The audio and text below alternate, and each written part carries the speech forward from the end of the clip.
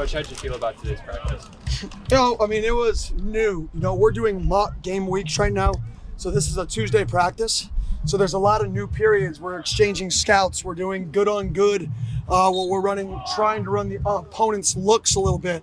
So there's a lot of new stuff being thrown at these guys. So naturally, they think more, right? And the intensity isn't there. That's why we do this day. Hopefully, the next Tuesday we have, which is in 4 days, right, is just a little bit more intense because they're used to it.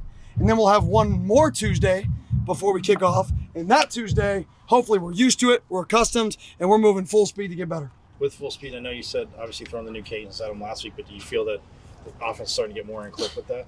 Yeah, I mean, like I said, a while ago, is offense, we have such an array of things in. And at practice, we challenge them to memorize the book. In a game, we challenge them to memorize a chapter, right? And so today, there were less MAs actually than a normal practice, even though we're in a game plan prep week, because, the menu gets smaller. There may be some variations, but what they have to learn is actually less. A couple of days removed from the grind of practice and reviewing film, anything jump out to you in your reviews of? I thought there were, I'm not going to go into who, but I thought there were some players who made drastic progress throughout fall camp. And I mean, one kid I won't mention them all, but like Keith Abney. You talk about a dude who showed up and we're like, okay, freshman, who knows what he's going to do, and crap, we need him. Like he's a necessary piece of who we are right now. So, I mean, there's a bunch of guys like that. There's 3 to 6 guys in that mold. Can you talk about being in football shape for your team so far? How do you feel that's progressed this week as a whole? Yeah, today we looked better in the first 8-play period, right? We didn't have penalties, right? We had some energy about us in that period. So the key is to not how many periods can you go. The key is can you go 8-play drives with intensity, because football is not a marathon. Football is very 2 to 3 minute bursts, right? It's 4 seconds break, 4 seconds break, 4 seconds break. Can you run 8, 15-yard sprints, 8, 10-yard sprints in a row, and then get a 5-minute break, right? So we try to simulate that, and we'll have a lot of off days coming up to get their legs ready. But when we're out here, we got to simulate the strain of those extended drives to stay in what you said, football shape. And then special teams wise, I mean, I know that the kicking seems to be pretty sharp. How do you feel about their development, just where they're at? I feel great. I mean, I think our specialists have done a phenomenal job.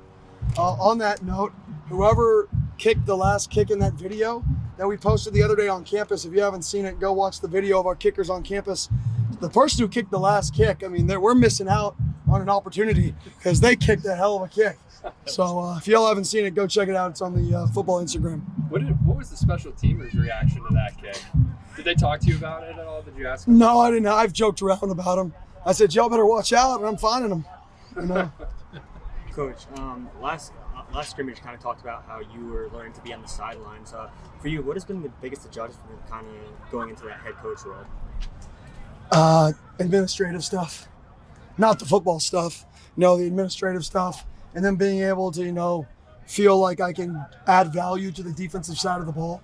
Not just be offensive driven, be able to go over defense, say, this is what the offense is looking at. This is why this disguise is so important. This is why if you put the guy in a 4 instead of a 5, it makes this gap scheme so much more difficult. So I love being able to go to both sides of the ball. I would say that's my biggest difference is, there's a lot of offensive guys, a lot of defensive guys out there. I hope people, look at me as a football guy that, in his past coached offense and coached quarterbacks, but I want to be able to coach football, not just offense.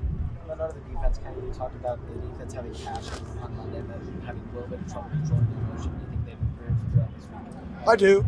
Now, none of that's built in a day, and if you can't create that adversity every day, or everybody's going to kill themselves. You got to pick and choose, right? When you challenge them in that mold.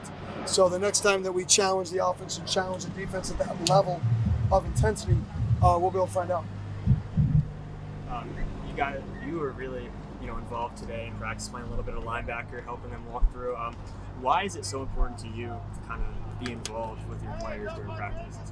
I just love coaching. I don't know if it's about the players. I just love doing it. I love coaching. I love teaching. I love explaining. That's what I love to do. That's why I do this. One of the reasons why I do this is I love that. So I'm always going to do that.